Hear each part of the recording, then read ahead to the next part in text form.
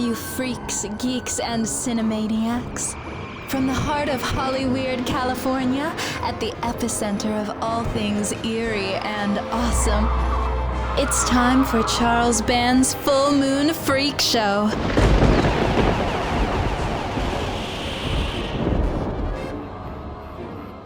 I am beyond excited to have as my first podcast guest on planet Earth the truly amazing John Carpenter. John, thank you. Charlie, good to be here. I'm happy to be here. I can't begin to tell you. We have a lot of guests. This is going to be a lot of fun. I'm sort of now a total convert. Okay, now I want to do these podcasts because we're doing something unique, podcast, vidcast sort of thing. But when I reached down and thought, who of everyone that I could call and I've worked with would I first like to have this experience with, it was you. I called you, and I know you don't do this too often, so I appreciate that you came out of your lair. Yeah, my cave. I want to say one thing to you, Charlie, right away. You gave me my first job in the movie business. No, Really? Yeah, you did. As an editor. Okay. I learned how to edit 35 millimeter film working on your movie. Really? Oh, boy, yeah. And it was quite an experience.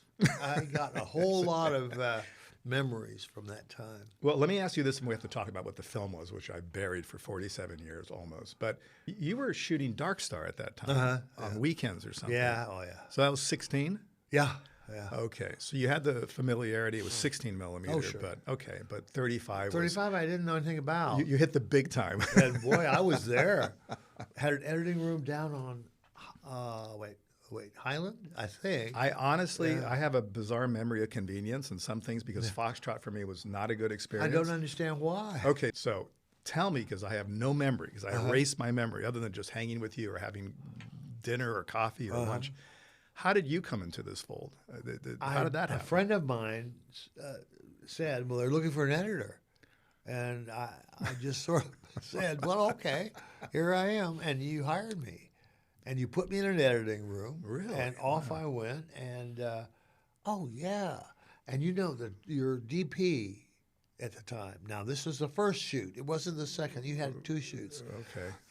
He decided he's going to direct the cutting. Yes, he was. Oh, yes, he my was. So God. he showed up in the editing room. I just ignored him. And I kept for you. working. He finally went away. But So somehow we connected through a friend, I guess. Yeah. And you're in an editing room editing this Yeah. ridiculous movie. Now, what did you think? You must have thought this thing sucks. I mean, you must have thought that because, come on. Well, seriously. Come on, John. it was pretty. The jokes they had this girl saying were pretty corny. Oh, Lord. Yes. Lord God. Terrible. But it's kind of old burlesque type jokes. Well, Frankie, the writer, Yeah, the yeah. sweetest man who passed away recently at the age of 92, you know, he was Lenny Bruce's partner. He Yeah. did burlesque, you know, Chicago. He was such a funny guy, but the humor was very antiquated, and it did not work in this sort of format. And I'm trying to think of what was good about it. nothing. Okay, So Charlie, you've yes. had an amazing career. Let's talk about it a little bit. When did you decide to get into the low budget?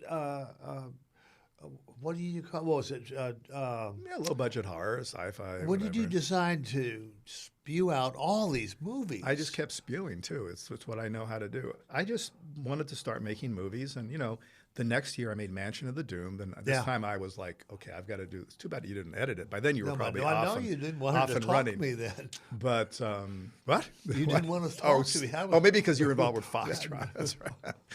No, suddenly Mansion, I had Richard Basehart, Academy Award winner, Gloria Graham, Lance Hendrickson's first movie, Stan Winston was my effects guy. Yeah.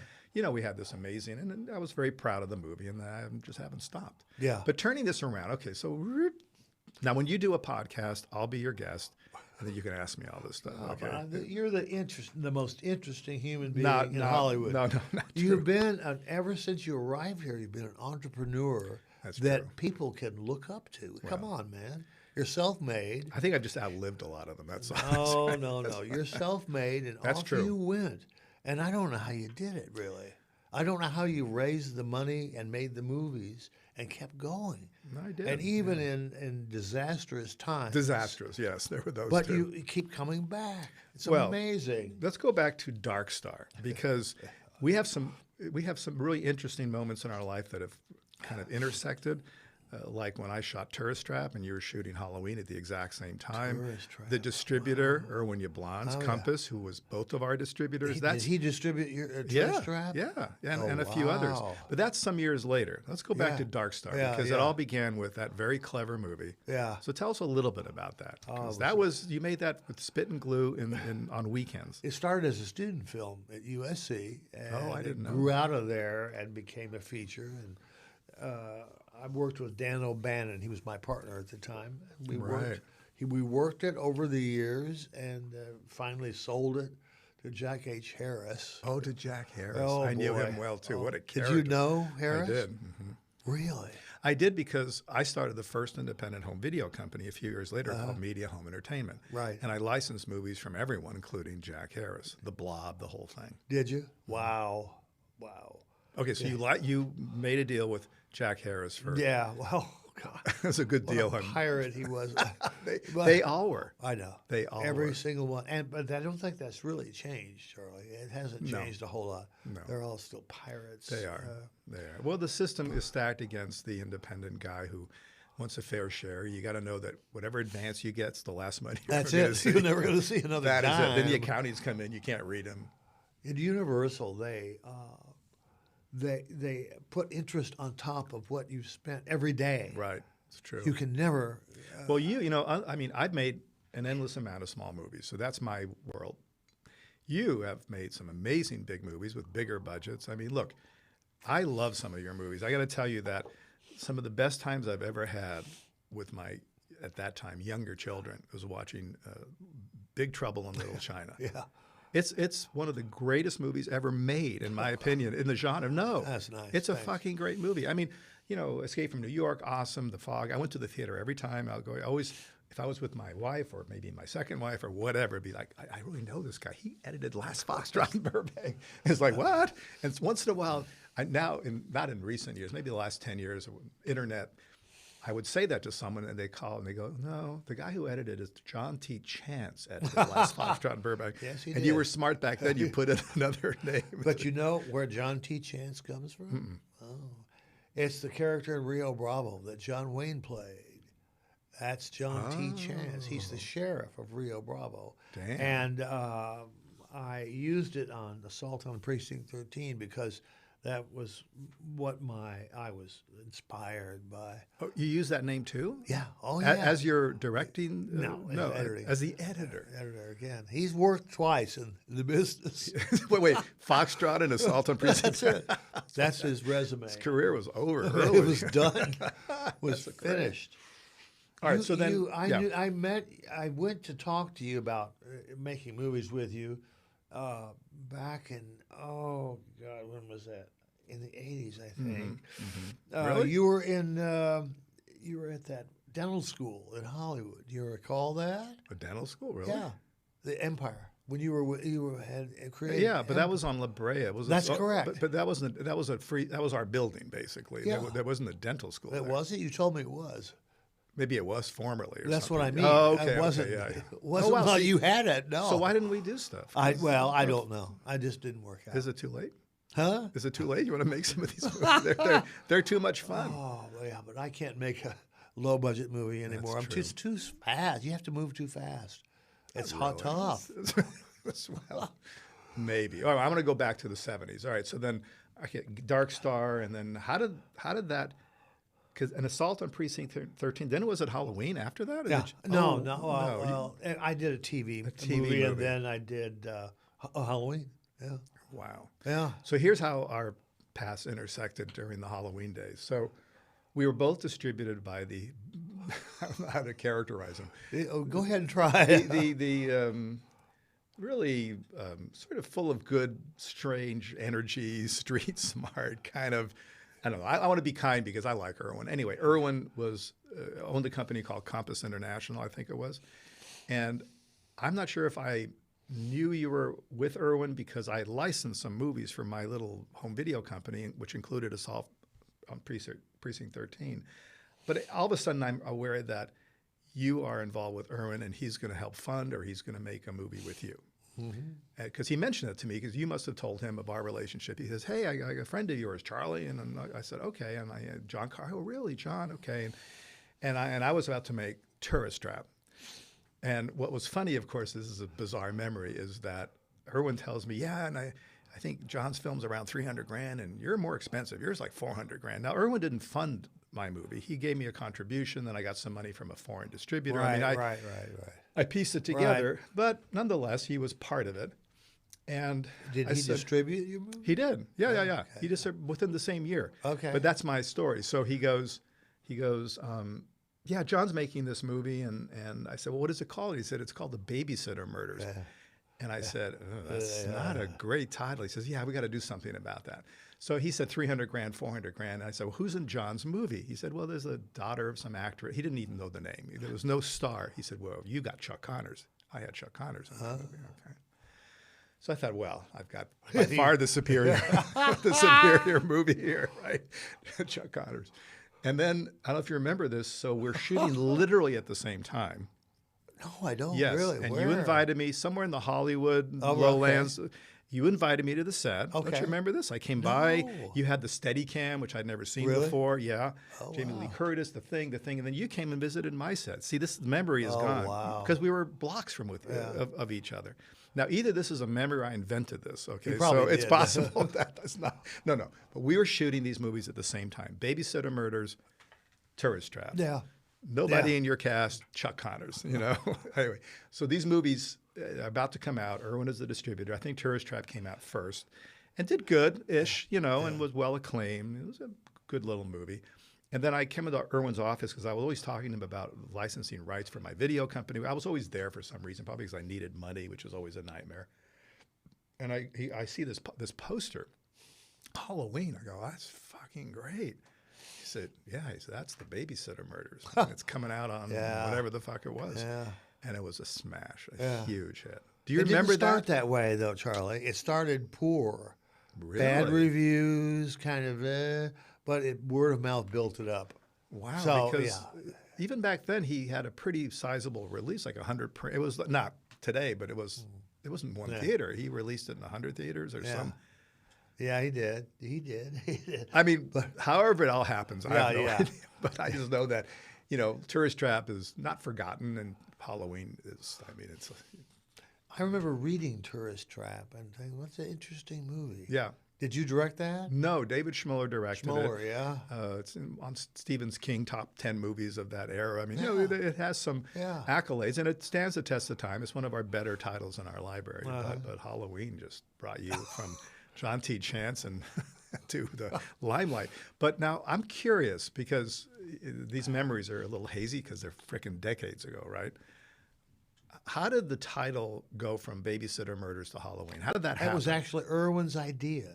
Okay. He said, he called me up. He kept calling me up as I was writing it with ideas. Right. And he said, one of his ideas, we said, why don't we set it on Halloween night? Why don't we call the movie Halloween? There's never been a movie named Halloween. So I thought, what a great idea. It's a great idea. That's him. Wow. That's all him. And he was involved with all those weird, the Joe Wolf, all those the lawyers, and all those terrible characters. Bill Seaton was his... Terrible. And then there was Wow. somebody else, Mustafa Akkad. Mustafa Akkad. Yeah, I kind of was, I was not involved with them, but they're always around. I'm thinking, who are these characters? And Mustafa financed Halloween. He put up the box. I didn't know that. Oh, yeah. Yeah. Wow. Okay. Yeah. All right, Halloween, big success. Now John Carpenter is like fucking John Carpenter. Would you stop? It's true. It didn't happen that way, Charlie. Yes, it did happen. No, that it way. did not. Well, what? Well, it didn't happen. I wish it had. What are you talking about? Was a huge success. It finally became one. Okay, all right. Well, It took a while. So I made Elvis, TV movie Elvis. And then all of a sudden, on the set of these movies, people started showing up to visit me. Right. Echo Embassy did, Universal did. Hey, John, where have you been? What? And it's only because if you make a couple bucks, they come calling. No, but that was even then a huge. I mean, it's part of our culture now. But I mean, that was a big hit. Now Come it on, is. as an Now- independent movie. Now it is. But anyway, fucking then I great. moved. Then I kept rising up. Then it Right. kept going up. So what was the first like bigger movie you made after Halloween? Well, I where you had suppose it some was money, Escape from New York, which we was a had- terrific movie. We had, but Whoever- then that's a great movie. You guys should see it if you haven't seen it. I think it's one of the better films too. Terrific movie. and then I think The Thing was the most expensive at that time. Really? Yeah. And And who distributed that? What was it? Universal. That was Universal. Yeah, Universal. Yeah. Was Bob Ramey there at that time? He Is that was Big Bob, and he distributed one of your right? movies. Metal Storm. Did he? Oh, was Yeah, that it? yeah. The Destruction of Jared Sin. That was the best. I'll give you. I don't want to Wait a monopolize minute. your. Is that a 3D movie? Yes. I remember it well. So, two quick 3D stories. I made a movie before that called Parasite in 3D, starring a young Demi Moore. That was her first film, and I directed it, and it did very well. And Bob Ramey was at AFCO Embassy Yep. at that time. Yep. Of course, there's a good Irwin Yablon story. 1 minute, okay? So I convinced Irwin that we need to shoot this in 3D. He helped with the financing. And he was totally down. He said, no, down in not the today's way. Like, he did not like the idea at all. So I said, it's the new thing. It's going to be awesome. So it was our first day of dailies. I had this wonderful DP who was with me many years, Mac Allberg. It was me, Mac, the editor, some screening room, the glasses, the whole thing. And we watch 10 minutes of the material. It looked really good. And about 5 minutes into it, he stands up. He goes, "This is shit." You know, Irwin has it. "This is I knew I was right. Fuck you. Fuck it." And he stood up and we turned the lights on. And he was yelling and yelling. And I realized that one of his lenses was out of his glass. But he didn't know, because therefore he could not see the 3D at all. And he was livid. And I let him calm down. I said, "Irwin, I think there's a problem, the thing." I didn't want to embarrass him, but, whatever. And then he put the glasses back on, the correct glasses, and then he was happy again because the thing looked really, really good. See it. As a result of Parasite doing well and Ramey then going to Universal, they were releasing Jaws 3D. And they had to do the silver screen. It was a big deal back then to equip thousands of screens. So I was in the middle of shooting Metal Storm, The Destruction of Jared Sin, kind of a Mad Max deal in 3D. And this is, again, no cell phones. What it was like back then. You had to go to a payphone, or some production assistant would come say, "Come to the office. Someone needs to talk to you." So I'm in the middle of shooting, directing this thing. And luckily, the kid there knew who these people were. He says, "Bob Ramey's on the phone from Universal." And I was like in a sand quarry shooting shit. So I go to the thing. He goes, "Charlie, I heard about Metal Storm. If it's any good, I want to buy it from you, because we have all these screens equipped for 3D. And right after Jaws 3D, we can put Metal Storm into the same screens, and this, that, and the other." I go, That's it. Yes. That's it. And that actually started Empire, because the movie was about $800,000, which, was pretty big for me. That was, money back in, whatever it was, 80, whatever the year was, 81. So he said, "I need to see some material." And I was halfway through shooting. So I called the poor editor. It's not like today, beep, beep, beep, beep, the thing and the mag and ripping shit apart. I said, "You've got to prepare a little promo for Bob." And I told him what scenes. And he put together 10 minutes. We messengered it to Universal. And then I got another call a few days later. Says, "How's 2.8 million sound for the U.S. only, North America?" I said, "Okay, that's fantastic." You accepted. And that is actually the money, kind of the seed money, that allowed me to start the Empire Studios in the early 80s. That's so great. So our Bob Ramey, we have that also. Bob Ramey. You've been surrounded by entrepreneurs. That's true. And now you've become the king. Oh, I always was. The king As a entrepreneur. kid, I did all sorts of stuff. Did so, you? So I want to go back, because this is like beyond fascinating, connecting the dots. All right, so Escape from New York, first big movie, right? How did that feel? I mean, come on. John T. Chance, you're like there, you're looking good, you're getting money. I mean, did it feel good? Were you, Yes, was it did. your head too big? Were you like, Stop it. No. Well, I'm asking, you No. never know. No? And I never got too big. No. No. It got shot down every time. No. Well, there was a point where you must have felt, okay, I've arrived, I'm making a cool movie, I've got a budget. I mean, you come from... Yeah, but what my goal in my life was to be a professional movie director. That's what I wanted to do. Right. I wanted to make money at it. Right. So finally was making money, and then you get worried, what's going to end? And so... You did worry about that, right? Yeah. Really? Yeah.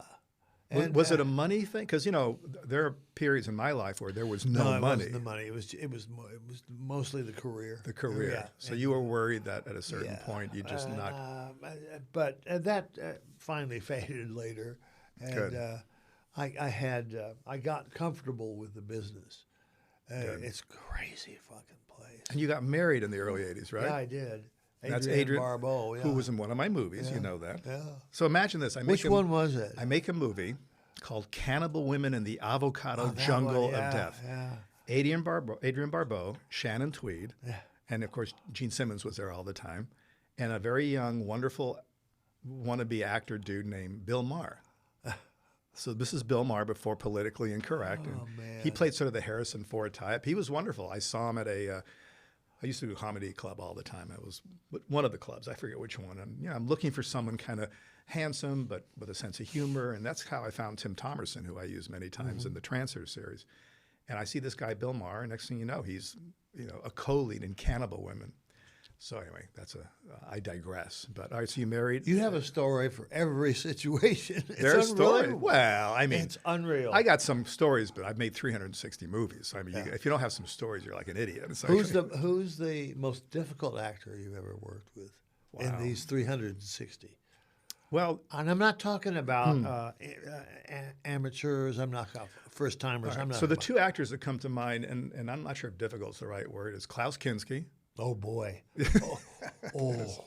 Legendary. Yeah, probably Klaus Kinski, because I had a studio in Rome for a while. I had the ex Dino De Laurenti. That was like when my head never got big, but I was thinking, this is awesome. It's 100 acres and sound stages. They shot Barbarella there and the Bible. Which studio did you have? It was the ex Dino De Laurenti Studios. I bought it. Wasn't Cinecittà? No. Oh, okay. This was actually called Dino Città, because it was Dino De Laurentiis' movie. Yeah, the theater.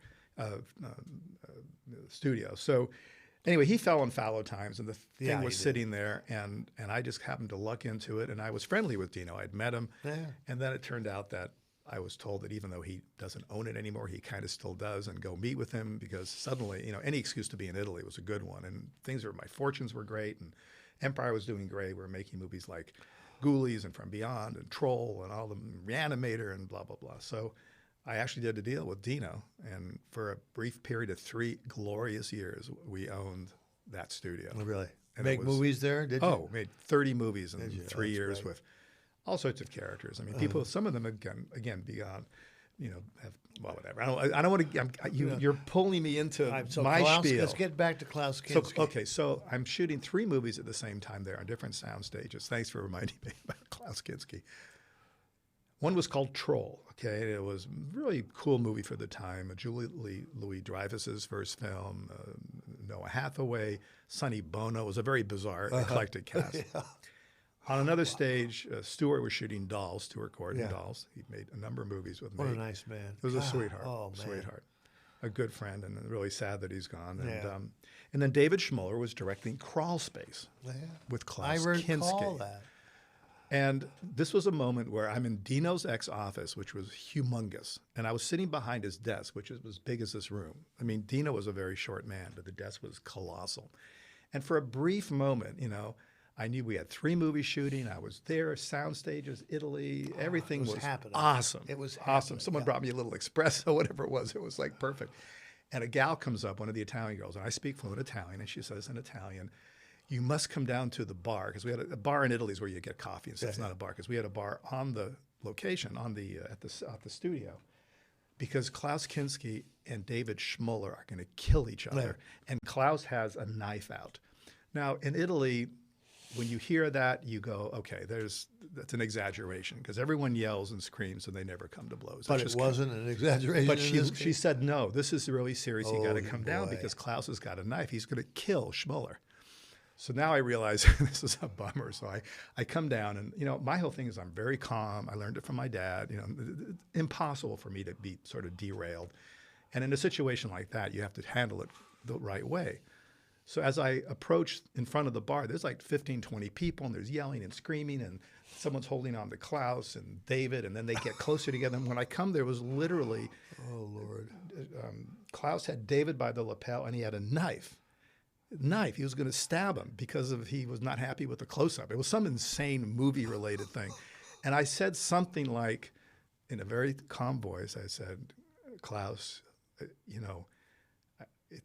I don't know what happened, and it's obviously a terrible thing that happened, but this could end very badly, and then we wouldn't finish our movie, we have to finish the movie, and you're so good at it. I've seen whatever it is. He Yeah. calmed down and he was sweaty because, he had that face. He had a very scary face.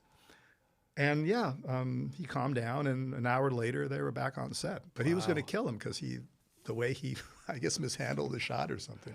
Legendary, Yes. angry man. Yes, Legendary. there you go.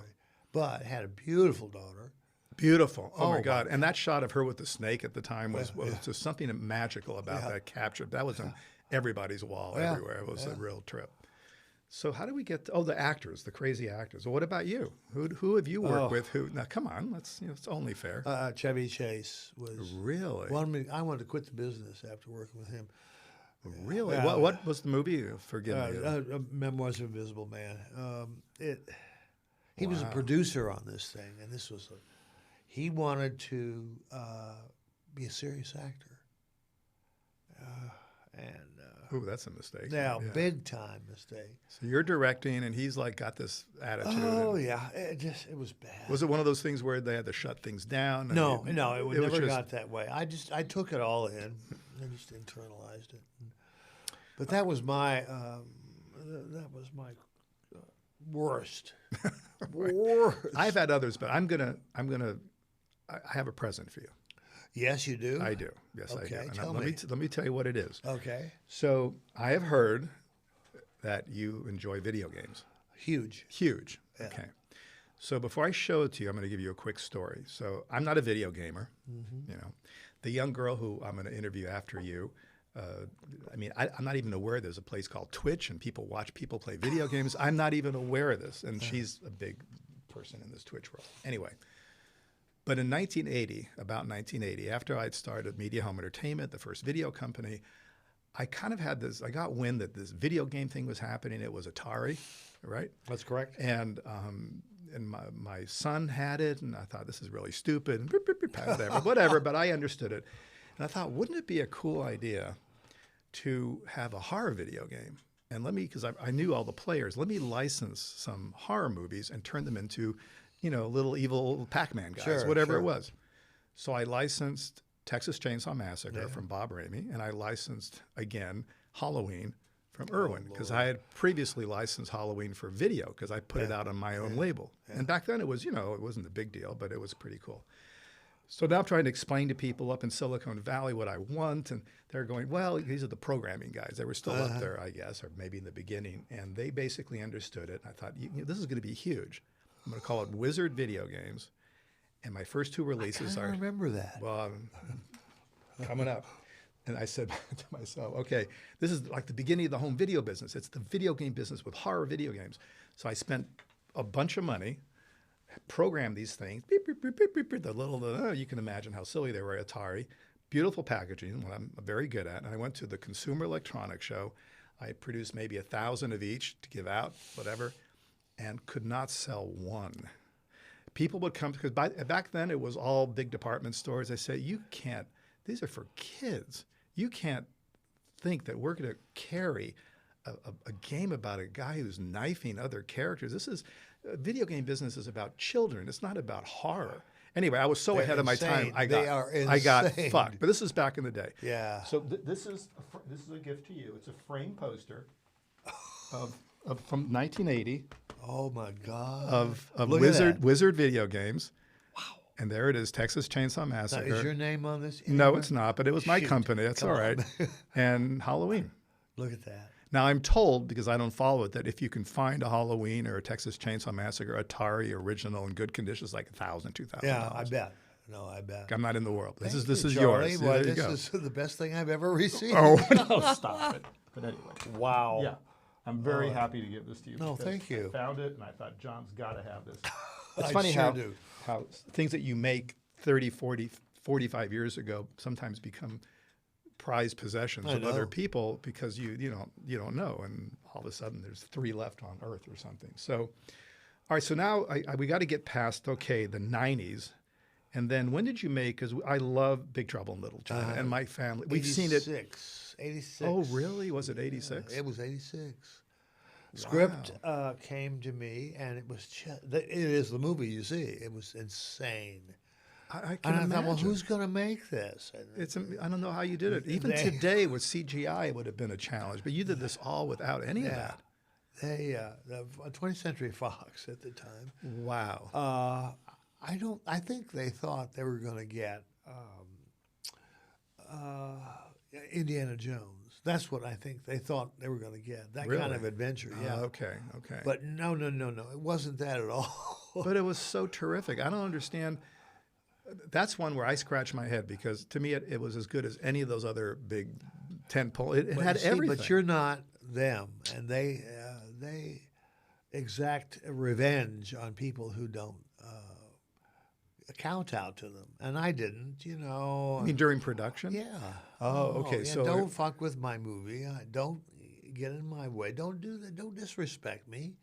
Right. Ask me. I'll do anything if you Right. ask me nicely. But don't do this. Oh, so they were just dicks. Well, they were, Barry Diller was the big dick. and he yeah, okay. Okay. Well, so to speak. And he was the head of Fox. Yes, he So was. He buried it, and it didn't work. But a lot of people come to me and say they like the movie. It was fun. It's terrific. So, it's there you one of those movies you can watch again, and I have. I think possibly it's the movie I've seen because of the kids more than anything else. And I hear you, when the man. kids put a movie on and you've seen it 4 or 5 times, hear you you. watch. I got to go do stuff. That's one where I never left. It was like, let me just watch this again. There was so reminds much. me now. You never saw us in concert playing, did you? No. Did you know we were doing this? Did you have any? I You should have. I think you would have really loved it because we would did have. all the themes from the movies, and we had a big screen. Is that happening again, or you're kind of done with that? Well, Or? I'm an old man now. Oh, would you? How dare you? Don't piss me off. You're awesome, but dude. we'll see. We'll see. So how many years did you do that for? Well, that was in the 2016, right after my hospital stay. We went out and did world So tour. it was your son. And, Godson, and of the rhythm section from Tenacious D. Okay. It's a band. with right, I Jack know. Black, Yeah, sure. So, And then Ray Davies' son, someone told me. Did I understand that? Dave Davies. Dave He's Davies. Dave Davies. Daniel Davies. But he's the son of the Kinks, the lead singer, That's right? correct. That's fucking Not awesome. the lead guitar player. Lead guitar player. guitarist. Okay, He's a fantastic. But Fantastic. Was that fun? would Did have you enjoy that? Yeah. Oh God. But you would have enjoyed it. It's your kind of deal. Maybe I'll do it again and get you as a special guest. I'll do it. Can you play any instruments? A bass guitar. I was in a I'm band. gonna as bring a you kid. right up on But you stage. come from a musical family. Yeah, I do. I remember that. Yeah, I do. That is awesome. But that reminds me of that. Yeah, and so now I'm doing music essentially. Do you know this? I know that, which is fantastic. I'm doing the scores to the Halloween movies, and I love it. We just had a movie open, Firestarter did score to that. You Didn't know, open that my brother. great. I have one brother, younger brother, is a fantastic composer. He's done half the music know for my this. movies. Oh, I He's actually know super this. talented. His name is Yeah. Richard Mann. I mean, a lot of the more well-known movies of mine are movies like Puppet Masters, very recognizable themes. He did all that stuff. And my oldest son, Alex Band, had a band called The Calling. Now he tours on his own, and they had a #1 hit 20-odd years ago called Wherever You Will Go. He toured with Santana. They had a hit with Santana. I mean, so there's a lot of this.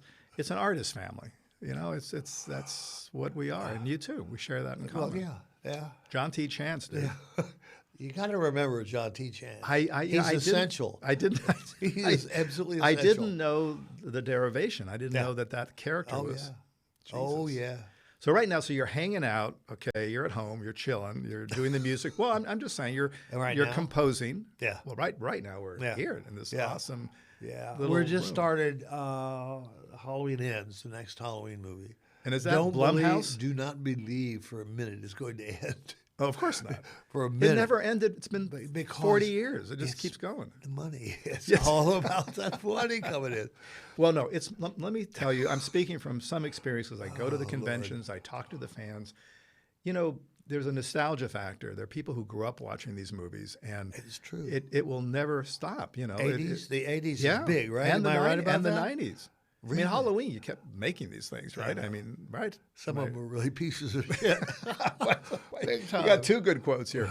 Now, I must admit, because I don't, it's funny with as much as I love cinema, I don't have a lot of time right now, so I can't I'm say sure. that. I don't think I've seen the first Halloween more than once. I thought it was freaking awesome. I've not seen the sequels, but every time I go to one of these shows, everyone's walking around with the mask and the Mike I Myers. recommend you watch the one 2018 Halloween Okay. and the Halloween Kills. I recommend you watch Okay. those. Okay.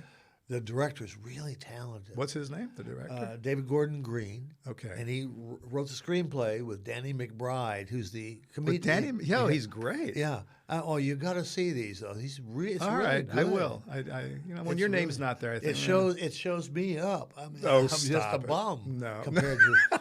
Dude, you invented this Stop. thing. Okay, Stop now, it. although we give a little sprinkling of credit to Irwin, otherwise it would have been No, called you the have Babysitter to. Murders. You That have to. Would have been give a it to bummer. Irwin because So you're doing the music, Yeah. and I'm having a great time in life. that's great. Yeah. I'm so happy, John. And this is, I think we could talk a lot more, especially if they bring us a vodka. Do you drink at all?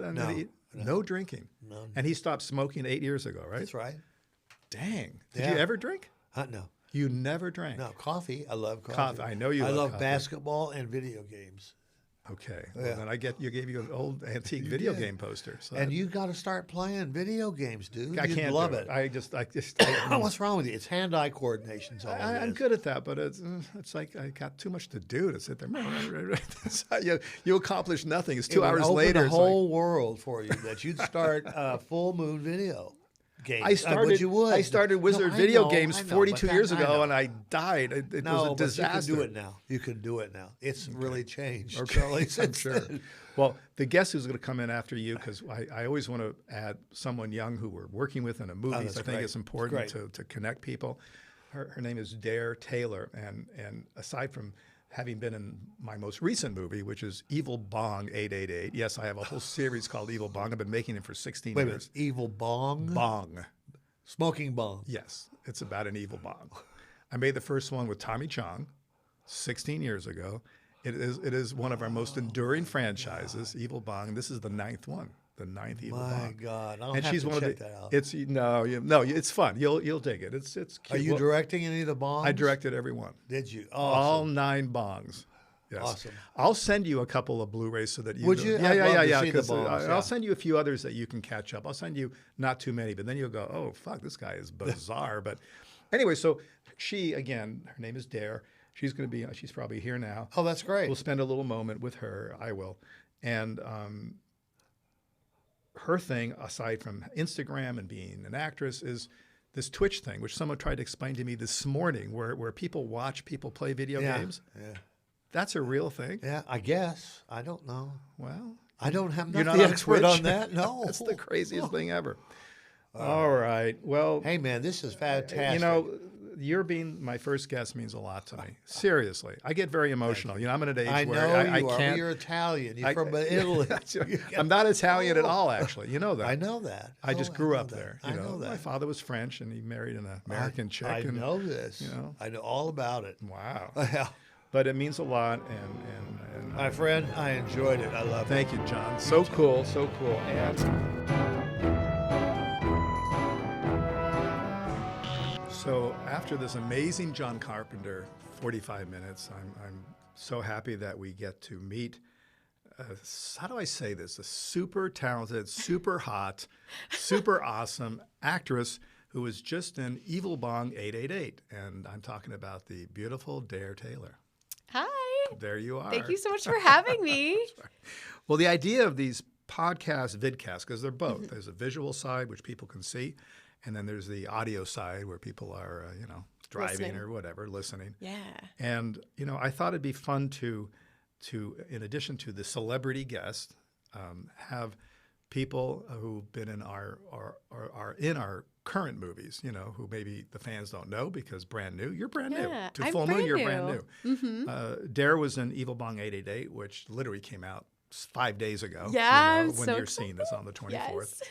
And she's so good and so funny and Aw, so thank sparkling with energy. I thought you'd be a great guest here to talk a little bit about your young career so far. So I guess Yeah. my first question is Evil Bong 888 your first movie? It's definitely one of my first big production movies. So thanks for the word. yeah, big. it's very kind. big for me. Like to be in something that people know the legacy and the history of Right, that's is true. new to me. Like as soon as I had told like a couple of my friends, like, oh yeah, like I'm gonna be an evil Bong, and people were shocked. They were like, did you have to audition to get in that, or like what did you do, or who do you know? And I was like, wait, you know of this thing? That's hilarious. Because I didn't like. I knew about it, but I didn't know that there was this huge legacy behind. There is. Yeah, and so people were asking me all kinds of questions, and I was like, I don't know that I can answer this yet. No, well you have done. to watch it. You know, we've been making them for 16 years, which seems crazy. The first one was 16 years ago. And even though this is Evil Bong 888, it's actually the 9th. Because in the Evil Bong franchise, we made one called Ginger Dead Man versus the Evil Bong. Yes. So that's Wiggles in there in the timeline, but it's not a number. So it's actually 9 Evil Bongs. This is the 9th Evil Bong. And I guess the last. We're kind of calling it the last. That's what everybody keeps saying. But you never know. Everyone you keeps never know, asking you know. me. It's like the farewell tour. You Yeah. don't really know if it's the final one. The quote unquote. But yeah, what happened was a friend who's also been in a number of our shows, Cody Cameron, who's also well known for Barbie and Kendra, Yes. which is a fun series we did during COVID, during the pandemic. She said, oh, my God, I've got a couple girls, and there's one girl. She's amazing. Her name is Dare, and you've got to bring her on the show. Because in Evil Bong 888, for those who haven't seen it, I won't tell you the whole story, but the kind of main guy who is always getting into trouble because of weed, he opens a restaurant. And the whole idea is this is a way, Rabbit, yes. Yeah, poor Rabbit. I figure this is a way where we can gather a lot of the, the characters from so many of the Evil Bong movies, put them in one environment, have some fun, and watch them just have fun with each other. let the building catch flames. And I told the writer, and I talked to Cody. I said I want to actually have one of the tables populated by influencers who can play themselves. I don't want them to act necessarily, although you did a really good job, so did the other girls. But they can be influencers taking pictures of food and all sorts of silliness, and that way we'll have we'll have some fun with the other characters who are well known in the Evil Bong franchise, talking to each other and reacting, and it worked out perfectly. Yeah, it was really nice to pop in on set because initially I was only supposed to be there like one day. I know. It was like the initial pitch, and so I was like, yeah, sure, whatever, like I'll come be a part of Right. this. And our little group had so much fun, and we I were know. causing so much trouble that you had asked us to come back for a second full day. Yeah. So that was really exciting for Well, all what of happened us. was we, again, the wonderful writer, we orchestrated this thing and we wrote the dialogue for the characters who people are familiar with from the Evil Bong movies. Now, suddenly we got these 3 hot influencers who spontaneously take their tops off, which makes it even more bizarre. Very spontaneous. Very yes. spontaneous. It happened like really when we walked on set. We were all like, all right. Which is also hard to grab moments from the movie and put them up at various sites because, so we have you guys coming in and before the tops come up. Yeah, Anyway, you guys are so funny and so charming that I thought, well, wait a minute. The interaction between your table and the other tables is the best. Yeah. None of that's scripted at all. And you had some of the best lines. You really did. You were Did I? You did. You'll see. Oh, man. Well, because now, and Now what I'm was tough for me excited. is I only had people for a day sometimes, Right, So, right. so when you watch the movie, you'll go, wait a minute, I never even saw those guys, but I cut it in a way where it looks like you're saying something funny All and they around each react. other. Well, because Yeah. not everybody was in the restaurant at the same time. Right. Right. Oh, that's so funny. your stuff is so funny. That's why I said you guys got to come back a second day because the interplay between those redneck guys and the Yes. ghosts and it's very, very funny. So how did you land in this business? What is your segue from child Yeah. a few years ago, I'm sure, to actress and influencer? And tell us a little bit about all the stuff you're doing. Yeah, so I started initially in pageants and not like beauty pageants like everybody likes to show on like toddlers and tiaras and all these like reality shows. They're scholarship pageants. So it was about like volunteer work, getting good grades in high school and like what you want to do in life. You look like someone who got good grades. Like that No. meant a lot. No? That's such a lie. Yeah, no, Whoa. definitely did not get good Okay, grades. I was like a C student, so because I was like friendly with everybody and chatty with the teachers. So I was everybody's favorite student, That's good. but not grade-wise. Okay. So C student. yeah, Okay. I was but, kind of that way skating too. by, C student. skating by. I just wanted to get out of there to make movies. That was my. Really, But- you knew like that. Oh yeah. Oh yeah. Wow. I just get me out of this place. The sooner the Wow. better. See, it didn't really hit me till I was like 10. And in one of these pageants, they had it like an actress competition. So you would get in a room kind of like this, like in front of a green screen and you would say like a commercial. You could write one, or they could like throw one at you and you just like say it back to them, and they would score you. And the first time I went in, I cried because I like didn't know what to do with myself, and I just was so nervous. But then the next year I came back and I'd written my own commercial, and it was about Alvin and the Chipmunks. And they all thought it was like pretty weird at first until I started talking like a chipmunk. And it got me into the top 5, which means I got to perform on a stage. And I got to perform my little Alvin and the Chipmunk voice for everyone. Oh my God. And then I ended up winning the contest. So for me at 10, being on stage and watching people react and laugh to my script and basically just love the comedy in it, I knew I wanted to make people feel that everywhere. And back then, like, influencers weren't like a big thing. So it was kind of like, well, you just have to go to LA and like pursue this. And from Florida now. Well, I initially was born and raised in Minnesota, and then I moved to Florida because, like, I wanted to do the whole Disney thing for a bit where, like, you work at the theme parks, and I wanted a little bit more experience with, like, theatrical acting. So you moved to Florida sort of professionally to be in that. It's not like your family all went there. My mom ended up living there for a bit. So, like, I was living with her for a little while doing, like, the theme park thing, but then I learned really fast that, like, that wasn't for me either. It's just a very different, like, environment, and I knew that, like, the stage is great, and I love, like, musical theater, singing, and acting on a stage, but, like, I want to do more on camera. So that's when I met a good friend who linked me with Cody. She was saying, like, you both would make great friends. Like, you both are kind of like model influencers / like artists and actors. So you both should meet. And we hit it off right away. So and did you meet? Where did you actually meet? At one of those influencer houses things? No, actually, one of our friends, like, she just worked with Cody from, like, years back at the Playboy Mansion. I guess they did the Playboy morning show, and she was like, you need to meet Dare. Like, you two need to, like, meet each other because we have, like, very similar energies. Right. And as soon as we met each other, we got lunch. We did like a rooftop, like LA brunch. Yep. Okay. And it was very weird because like we knew nothing really about each other except for that we should meet each other. And it was just like so easy. She was like, well, you should come take classes. And if this is what you want to do, Cody's like great. I know she people. Is such a wonderful person in so many ways. And she's got that energy just like you. She does. The same energy, yes. We're both very like spunky, spontaneous. Which is great. Well, you need that. So, so now you've connected, but how did you actually begin, putting aside Evil Bong, which is very recent, how did you begin this career of all the things you're doing, which I should be familiar with everything. Like I should have studied it all, but no. But, you know, people say, oh, and she's amazing on Twitch, and I don't even know what Twitch is. It sounds like not good at all. People say that. Like, that's really nice. I didn't know that they liked saying, Twitch. Well, and you have all these followers, and you do. I know the cosplay thing is really cute. So, so what do you spend most of your time actually doing to further the influencer thing?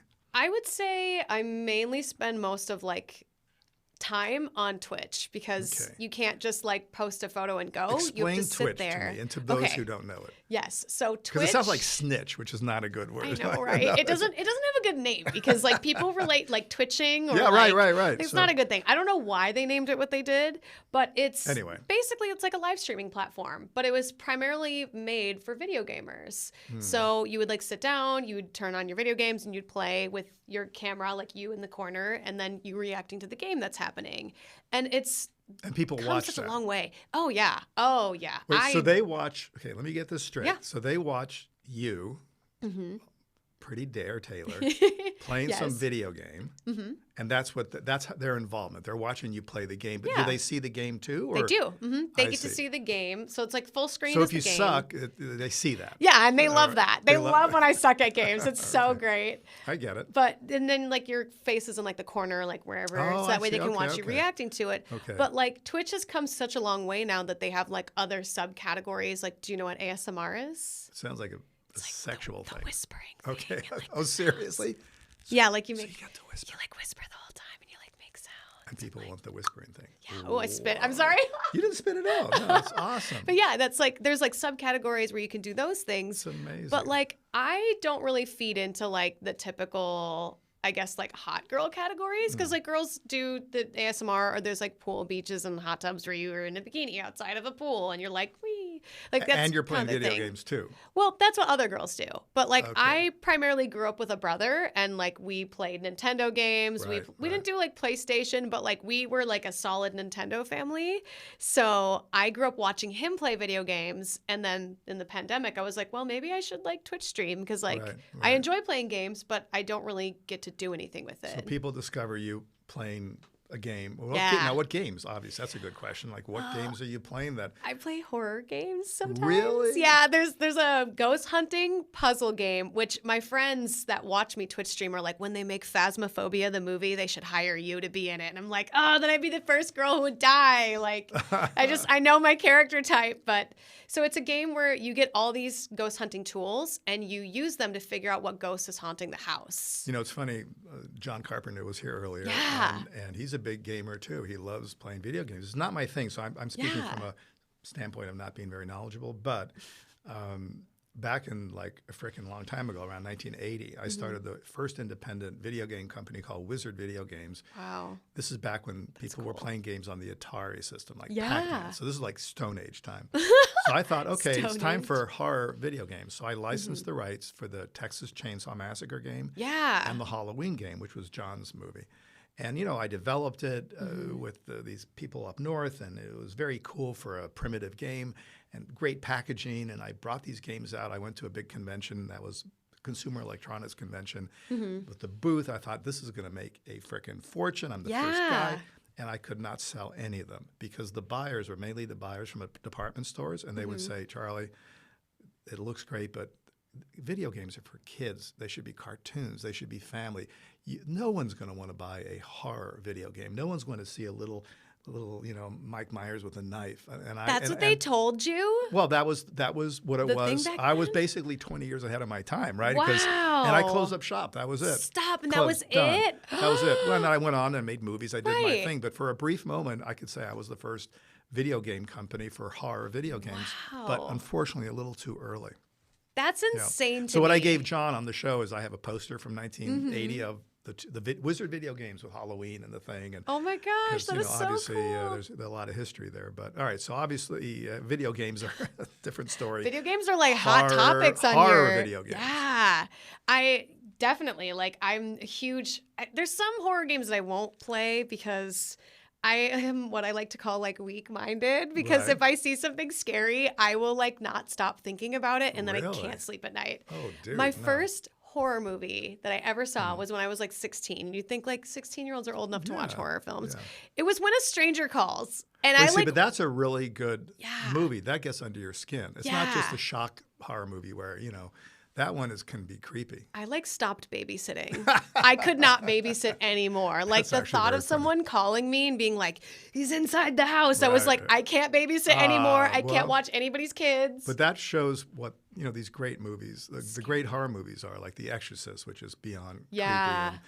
And you know, there are others that are in that realm where they're not the shock horror gore movies, but Right, they're so right. creepy. The concept is so creepy. You know? Yeah. It gets you. So I have to like be careful Like Get of Out. those. Have you ever seen Get Out? Yep, See, Get that's Out. a very scary. Paranormal Activity. Sixth Sense is another one. Sense, yeah. Unless someone tips you off what the ending is and you don't know what it is and you watch Sixth Sense, great movie. Great movie. Or what's the one? Oh, there's another one where they get lost in the woods. I can't think of the name of it right Blair now. Witch Problem? Yes. Right, That was another really scary one for me as a kid because like I hate getting lost. I Right, hate right. babysitting. And you hate the woods. Yes. So there you go. Yes, exactly. Well, and that scene never leaves your head. Like that's how you Right. know it's a good horror film. Exactly. When like as soon as somebody brings it up, you go to that iconic moment where she's like begging to the camera, like, Exactly. please That help was if very, you find very, us. Very well done. Okay, so Yeah. Twitch, I get that. Yes. Okay. And then, Instagram, we know what Instagram is. But now, what Is- about? So, tell me the other ones. Just give me a little, Yeah. because you're across many of these platforms. So your whole day is games and I things. do a lot of and- things. Yeah. So, what else is I mean, there's like Twitter where it's kind of like Instagram right now where you can just post pictures and people Right. like it and retweet it. But like, Twitter's not like my bread and butter. It's not the entertaining. I'm Right. more into YouTube and TikTok right now. Okay. TikTok, okay. Yeah, TikTok is like an app that started off as Musical.ly where Right. you would lip sync to a song and then Right. you would like kind of do a little dance to it and that's how you went viral. Right. But it's changed so much in the last like 2-3 years that now it's an app where, yeah, it puts music on the charts, Right. but it's now more about like connecting with your audience. Okay. I just had one of my accounts deleted, so I don't know if I'm like Now, giving great TikTok advice. Are like boobies flying or something? Or why, No, why not would at the account all. be deleted? I'm What- so PG on there right now, but I what- think so. I had a video going viral, and TikTok now more than any other platform is like where all the haters live. And Oh, I really? noticed, oh my Oh. gosh, yeah, it's so bad. I like can't, after 10 minutes when I post something, I have to leave the comment section because it gets so brutal on there. Oh, that's really that's yeah, unfortunate. All People right. are awful, but what can you do? When you put yourself out there like that on a platform for Right. millions of people to see, you got to know that people are going to throw stones. Okay. But I had a bunch of people that were like following me, and as soon as I would drop a video, they would leave a bunch of hate comments. So I think when I had a video going viral and it started getting some like positive feedback and a bunch of negative, I think people just like mass reported my account. So see. it's now gone for a Well, bit, that but sucks bad. hopefully I can get it back. Now, do you have another account? There are other I do, accounts? Okay, yeah. so you I have multiple. that's crazy.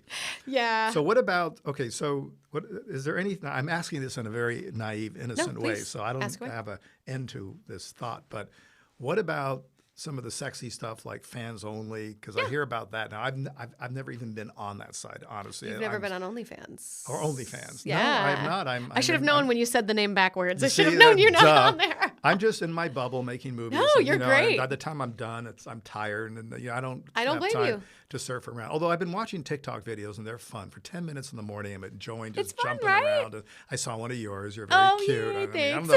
I don't know how anybody can hate what you're doing. Unless they're just People are bored. well, I guess, but it's so innocent and fun and They silly. just I hate don't seeing people be happy, I guess. I Maybe don't know. that's it. All right, but just talk sexy But for yeah, a minute because people you want got to it. know because you're a very pretty girl, and in Evil Bong you do show your beautiful boobies. They fly They out. do. But all for comedy and all in good sure, taste and for all sure. very silly. So what is the only case? Oh, fans only. Fans only only. fans. I'm Yes. sure what a dork. Okay. No, it's great. I love it. OnlyFans. It's very endearing. How does that work? So OnlyFans is a website where anybody can make an OnlyFans, and what you basically do is you make content and you offer it to your fans.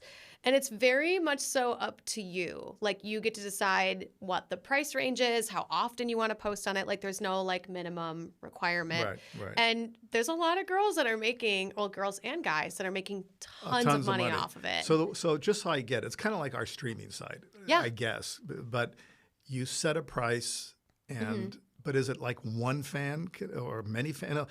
I mean, give me Anyone. an idea of what a program would be. Hey, here are my boobies. I don't know. Explain it to me so I get it in my brain. Program. So Or I a- guess it a depends video. on it depends on like what you're selling. So like for me, my page is free right now. Y'all better go grab it while it's free because it's not going to be forever. Please promote. This It's is called Taylor's Diary. So Taylor's Diary. So Yeah. you go to Taylor's Diary, and then there you are, and it's free. yeah. But now, how do you specifically create a video that then people have to pay for? So like I'll just sit and film a video on my phone, and then you can just upload it to the site, and you can pick like if you want it to be like $50 or $100, and you get to Really? decide. Yeah. So if it's $100, okay, Then there's a lot of action. a lot of action. If it's $100 for a 10-minute video, it's a good one. But basically, it's sort of like a Playboy thing. Yeah. It's nudity. But it's so much on more demand, than kind of. like Playboy or Hustler or any of those sites because you're talking to the talent. You get to know the person. Oh, the single person. Yeah. So it's not Oh, like you can it's not tell like you're how- going through Playboy. You get to talk to Okay, the so person. you say explain how this works. Yeah. Let's say there's Back it someone up. who's never heard of this, who's from the last century, like me. Okay, no, that's not true. Oh my But I've God. never heard of this. Okay, so you go to your site. You go on the website, you like click join, and then you can Okay. like send them a message. You Okay, can be so like, hey. so I'm already I'm on your Yeah. channel, let's just say, or whatever you want to. What is it called? Page, website. I'm on your page, Yeah. and I send you a message. Mm-hmm. I'm just going to be silly, but not that silly. Okay. Go for it. Hey, Dare, I really want to see your boobies. Yeah. I mean, can I say that? That's not Yeah, against of the course. law. All right. It's not against the law. and well, I'm just asking, or the whatever the OnlyFans law. Yeah. And then you say that's fine. Send me $100. Is that Yeah. how it works? Yeah, I mean, Literally essentially, like that? it's more like like I get a lot of people that are like, oh, I saw the preview of like Evil Bong, and like I saw that there might be some, you know, you might be taking your top off. Like, can I see you fully nude here? And I And do this is nude one art. person asking this. Oh, I've had multiple No, people. but I mean, if one person asks that, Yeah. can someone else pay the same money and see the same thing, or is it a one-on-one? could. Trend? Really? I mean, like if I decided to sell it like to multiple people, then yeah. But like a lot of my interactions are like one-on-one. So like I spend anywhere from like 6 to 7 hours a day like DMing people back. Whoa. It's a lot. Yeah. That's unbelievable. Well, I have over like 50,000 fans on there right now. So there's a lot of people that message me daily and want to buy stuff or just want to chit chat with me. So I spend a lot of my time in front of a screen, which That's amazing. So good and I'm bad. fascinated. I mean, I'm pretty knowledgeable generally speaking, but this thing, Generally. this is not, my field of expertise. So, and I guess I could Yeah. go on there and figure it out. So somebody. It's easier to talk to a pretty girl about it. I Yes, get it. thank you. Well, and also for people who don't know either. Not Yeah. everyone here is that knowledgeable, or maybe they are. I'm like the one guy who doesn't understand any of this. But We'll all right, find out in the I'm going to comments. go back. Yeah. That's true. And by the way, comments, info@fullmoonfeatures.com. We want to know what you guys think. How can we improve this? I mean, this is an ongoing thing, and this is our first. Tell them to bring me back. This is our first. No, you're coming back. After a couple episodes. This is our first episode, and we'll learn a lot and know better how to do this. And what's interesting is we're splitting this into the audio side and to the visual side, which few Right. people do. So anyway, I hope you guys like the collage that's behind us. Now, when we're shooting this now, of course, we're on a green screen. Right. But when you see it, you will see this beautiful collage of all of Dare's images and things that she is Pick going which to send one's your us. favorite. Yeah, do all that stuff. All right, I'm going to go back to Yeah. OnlyFans. Okay, now I'm on your page, Right. okay? And I'm going to go back to the simple thing where I write to you, and you actually get these messages individually. Yeah. I write to say, and I'm just going to go back to boobies because that's all I can think That's about. totally So fine. That's all I can think about. So, Dare, I'd really like to see your boobies. Okay, now then how do you respond? Then I respond saying like, would you like a video or pictures? Okay. And I say, we're going to make this in. Okay. I say, I really want a video. Okay. Ooh, you want a video? Do you want like a slow-mo video, or do you want me to like rub lotion on my boobs? Like, what do you? Oh my God! Yeah, So I want cater. I cater. want slow mo. I want lotion. All of it. I want like all of it. Okay, then it would definitely be like $100 if it was Okay. going to be that much so stuff. then I can send you. Yes. This is the best moment ever of this whole interview. Yeah. Wait. So then I can send you $100. Yeah. Okay, and then you send me the video. Or what's even better is that like on most sites you have to pay first, or like you have to hope that they're gonna send you the video, right? But okay. on OnlyFans, you can like I can send you the video and it will be locked till you pay for it. So that way there's no guesswork with it. Okay. It's like there's But would some... you even make that video until you get paid? Why would you? Well, that's what I mean. That like I would Now you got make all the that video. cream on you, and you got there's a whole thing. I mean, like, but if for some reason you decide not to buy it, if it's not like a personalized one for you, I Right. could sell it to anybody else and do the same thing. I see. But Unbelievable. It's actually very cool because it makes it very kind of unique and okay, so I get that thing. It's now very now you've got personal. that video. Yeah. Will the dude, let's just say I'm the dude who paid $100 dude. to see Yeah. you, the boobies and the cream or whatever. will you then put that video up and say, hey, this is available for anybody who wants to buy it, kind of? Or is it more like, well, I feel like you cheated on me, Dare. That was my video. I paid $100 and no one else should see it. It just depends on like the content and like the relationship between the buyer. Wow. Because if it's somebody I know and that's been like a long time fan, like there's some people that have known me since I was like 18. Which, Like last year. Yeah, like last year, but that's a long time to like stick with a model in this industry is even a year, because a lot of these buyers will buy the content and just leave. So the fact that somebody has been watching my content for that long, then of course I'll make them a bunch of like personal I just had a stuff. funny idea. We should take one of our monsters. Yeah. And that monster should be an OnlyFans monster with Yeah. a voice. So that monster can take its like top off and There you rub go. some like cream on its like whatever. Just like a There's- really bizarre. They probably have this already. There's a I'm lot sure. of fetishes out there. There's Okay. a lot. You know what's really weird is I actually know a few casting directors that have gone onto my OnlyFans Really? and have been like looking for stuff too. It's a pretty interesting. Makes sense. That makes sense. Yeah, it's a very interesting time that we're in right now, because Mm-hmm. I feel like 2 years ago, no one would cast an OnlyFans girl. And that's even ridiculous. why when I first was on your project, I was using a different name because That's why you confuse me. Yeah, I had a acting teacher say that like, well, no one's gonna hire you because you've been nude online. Okay, tell that acting teacher. Here we go. They're full of baloney. Because Yeah. this is the world we're in now. It's a different world. Yeah. It's ridiculous. It's ridiculous. You know, talent shines through. I don't care what you've done, where you've come from. Mm-hmm. You know, you've got a great energy and talent, and I don't care. OnlyFans, you showed your boobies. Who the hell cares? Isn't that so weird? Yeah, but that's old school thinking. Yeah, you're 100% right. And like, I didn't know until, like, obviously I knew in this project that I would be topless. And Right. I had an audition for Full Moon like months ago, like in the middle of the pandemic, actually. Cody had hooked me up with an audition, and I don't exactly remember what the movie was, but it was a scene, and maybe you'll know. It was an orgy scene where it was a girl who got kind of like passed around like an orgy. And That yeah. doesn't ring any bell at all. Okay, well, maybe it got- orgy scene. Well, first of all, we Yeah. only shot a few movies during the pandemic. Okay, And they and were none like of the them? Barbie and Kendra fun movies. We don't know the orgy scene. I'll have to think about that Interesting. one. Yeah, keep that in the back of your mind. But and at the time I was working with like a different agent, Right. and I told him, I was like, hey, this is something I'm not comfortable with. Like, I'm totally for like nudity, having like sex on camera, like, well, not full sex, but you know, for acting purposes or for Right. comedy.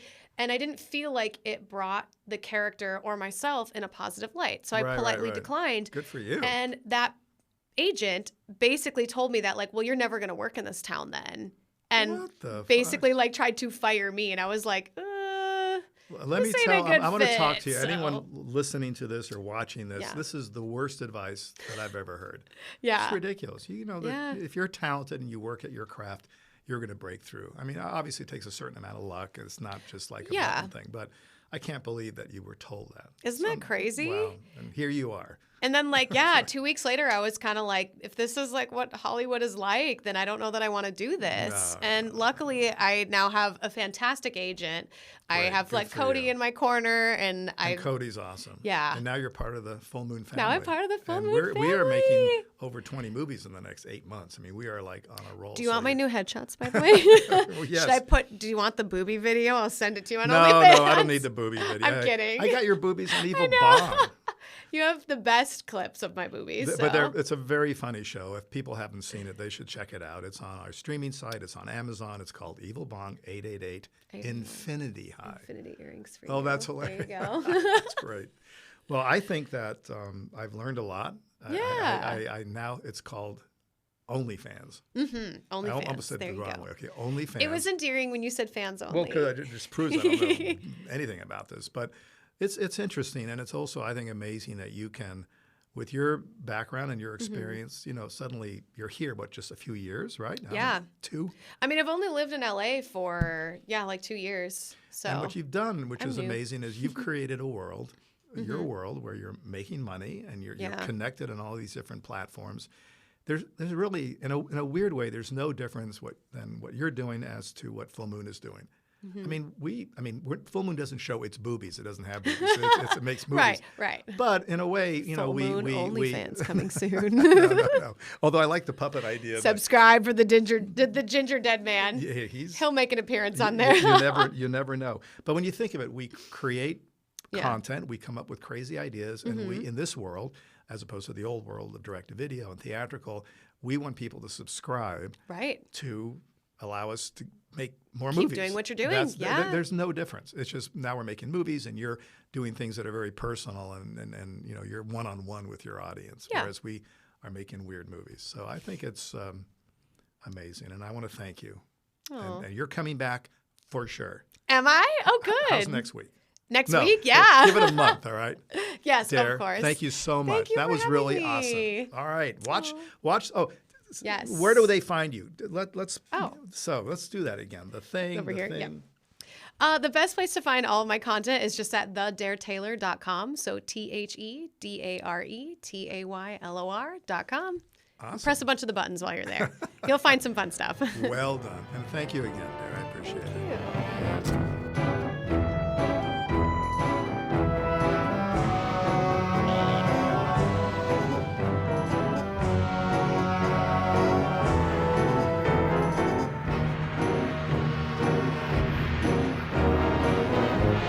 Mason. I met Mason when he was this big, that big. You were tiny.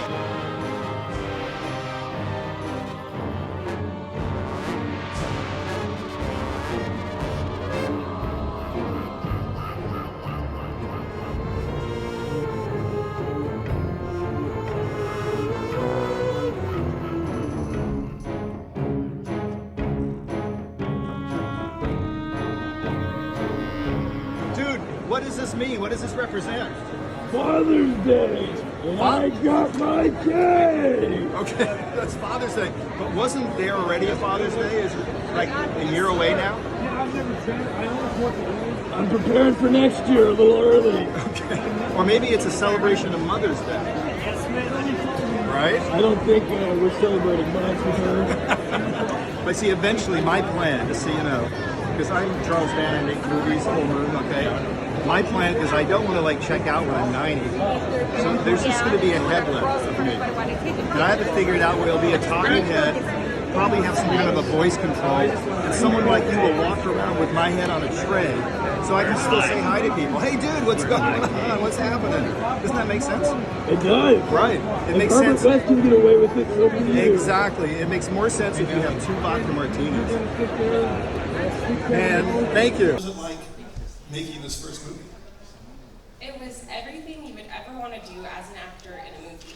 I was interacting with miniature sets and in front of a green screen, and there were epic fighting sequences, and it was just everything I wanted to do. It was so fun. There you have it. And we love it so much. This is true. We are actually going to make a sequel. And that's, you know, Cam Girl versus some huge bad chick. Dominant. Or maybe we don't know, a wrestler. We'll have to figure this out. And I think the idea should be kind of like the Godzilla movies, where the bad other big, tall something or other comes out, you guys fight, but then an even more crazy menace is on the horizon. Something that you guys have to team up and kill. For the greater good. For the greater good. For the greater good. Yes, exactly. So don't go away. I also want to introduce you to a friend who, he did a Barbie and Kendra movie after I did Corona Zombies, the first movie made on the eve of the pandemic. We made a sequel called Barbie and Kendra Save the Tiger King. And I want you to, I know it's awesome. I want to introduce you, I should say, here, to John Rinkin. Come on up, John. So you guys have you've seen Tiger King, some of you dudes? Yes. Well, here's the story. You know, John was well, I'll let John get up here first. Come on, dude. So, thank you. Yeah, so. John is such an awesome dude, and I thought, you know, we got to get him in more movies. So he played in Tiger King the character that he is, I guess, the real life human that he is in Tiger King. My original thought was, has anyone seen this movie? Because if you haven't seen it, my story is meaningless. Okay, you got to get some copies, all right? They're at the booth. It's really, really, really clever. We even had this little kid. It's sort of the story of baby Tiger King growing up, and we did a Woody Allen with some old footage from old movies shot in the 60s, and this little blonde kid, we threw out all the original audio, and the little kid's voice is Leslie Jordan, so he's a cussing little strange human, and it's just so ridiculously funny. And I thought, you know, John, you got to be in several of these movies, so we just finished shooting literally a few weeks ago, Evil Bong 888. 16 years of Bong movies. And before we show Canberra, I have a little teaser trailer for you guys to watch, so you'll see it. And John's in it. He appears, and it makes perfect sense. Right? I'm going to stand over here so I'm a little closer to John. I always like to have a girl in the middle, otherwise it's like super gay. But right now, I'm going to talk to you. So what was it like shooting the show? It was amazing. First of all, how about this guy? This guy makes it so easy. That, you know, because Tiger King, it was just me. That's what I did every day. I've never acted. And when he brought me in, he was so easy with me, and he eased my mind and made it a whole lot easier for me. So I've learned a lot already from this man. Well, thank you. You know, it's hard to do this quickly because there's a long story behind all of this. But yeah, it was just finding you was a challenge, you know, because my original thought, well, let's get the Tiger King guy to be in Barbie and Kendra Save the Tiger King. Makes sense, right? Bummer is he was in the Slammer, right? So I couldn't do that. And I thought, well, who's the other coolest dude of all time in the show? Because I watched the show. It was this guy. So just tell them a minute or two about what it was like for you shooting that show and working in that bizarre zoo. Yeah, well, you can't even imagine what it was like. If you watch the original Tiger King when it came out, it was 98% correct. Everything in our lives. Yeah. They actually toned Joe down just a little bit, believe it or not. Yeah. It's pretty crazy. But you know, it's everyday life. I ran the zoo and he did all his social media and his head swelled up and then Carol Baskin came into play. Bitch! Fuck Carol Baskin. She is still trying to get me. She's just an evil lady, and yeah, love Carol Baskin. But this guy come along, and when I got into Barbie and Kendra Save the Tiger King, it was pretty crazy because the pandemic was going on, and we did it all through Zoom. My part was done through Zoom. And it was cool. I mean, it was actually pretty neat for me because I wasn't used to being in something like that. And then we did Evil Bong, and I got to see the studio. And like you said, you know, the green screen, the set. Amazing what kind of work goes into this. And he made it all so easy for me. And rest assured, I'm not an actor. I'm still not an actor, I promise you. But it made it a whole lot easier, and it was enjoyable to do too. Thank you, John. So it's time to watch the show. Any other things? Well, I think some of you have already heard that we're giving like everything away at our booth just to get people to sign up to the streaming site. Because that's our video store, and we are so aggressively making movies now, like almost one every maybe every 15 days, 18 days. So we've got 40 movies scheduled in production over the next 14 months, which sounds ridiculous. But sequels, Subspecies, Into the Puppet Master, Evil Bong Forever, I don't know. A lot of really cool shows. I just finished another show that Fred Olin Ray directed called Piranha Women. It would be the perfect double feature with Cam Girl, you know? Cam Girl, Piranha Women, and then probably Evil Bong. You know, just ridiculous. But so come by tomorrow. Everything's free. They're signing posters, glossies, and we're giving away merch, literally just for you guys to sign up. That's my spiel. So first you're going to see the Evil Bong teaser trailer, and then Attack of the 50-Foot Cam Girl.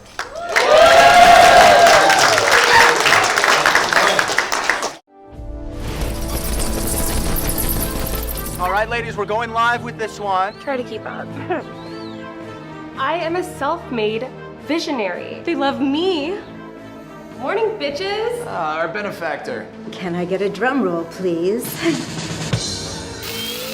As long as there is a single crumb left, it will self-replicate. Nobody will ever go hungry again. All thanks to me. At the very least, we need to test it on laboratory animals. Absolutely not. Whoa, wait, Beverly, no. Beverly? Beverly? Where are you, hun? I'm out here. I've been looking all over for you. Don't come out. I'm not photo ready. You okay? Hashtag never better. Yeah, well, whatever it is, I'm sure it's no...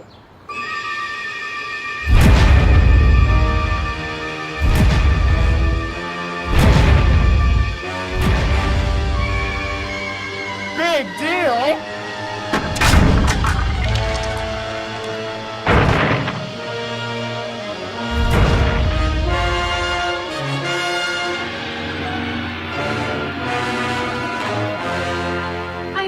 I know, I'm huge! I think it looks like a freak show is what I think it looks like. The public wants more of me. Beverly's misfortune has turned into our fortune.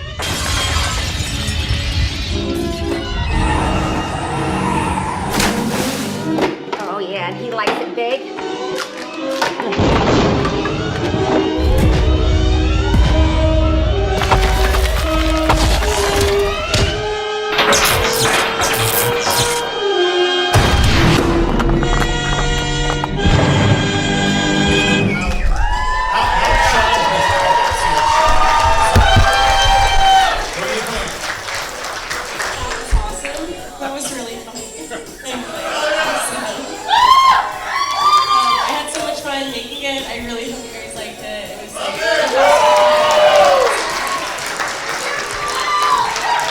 Anyway, sequel for sure. Okay. So we're going back to our what is it, a table, a booth, and we brought hundreds of 11 by 17 really beautiful posters that I've even signed. They're all for free. So please.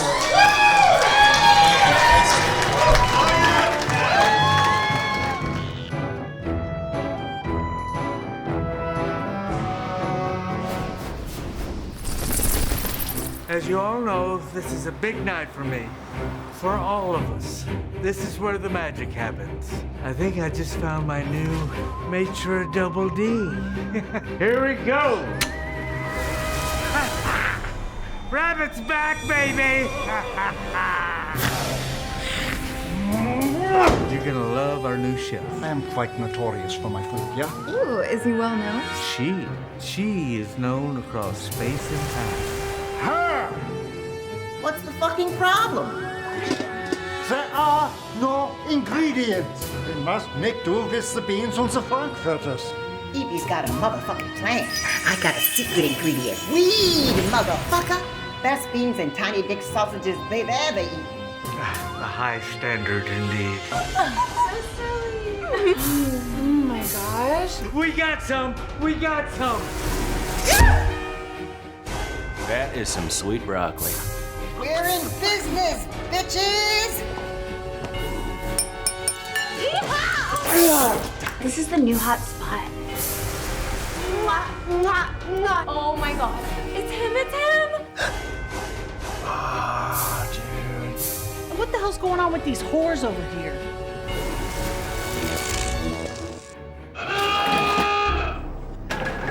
Weed is live! Woohoo! Yes, indeed! Weed is live!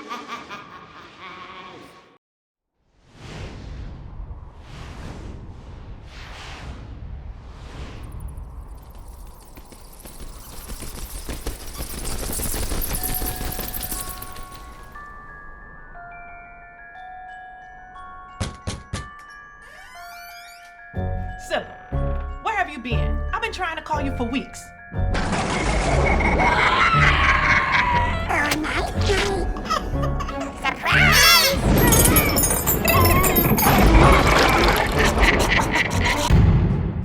I've had a lot on my plate. Ready for more playtime? There is no sin that he cannot forgive. I think this one might surprise him.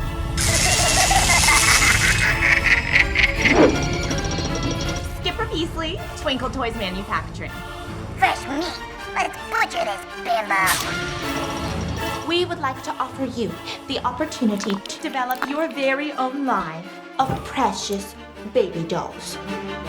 Auntie Sybil's sweet angel babies. I call upon Satan to animate these dolls! Come on, boys.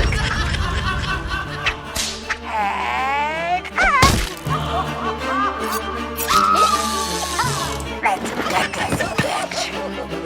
Fucking clowns. Mounting numbers until their army rises and opens the gates to toy hell. I don't need a psychiatrist. Led by the Toy Master. I need an exorcist.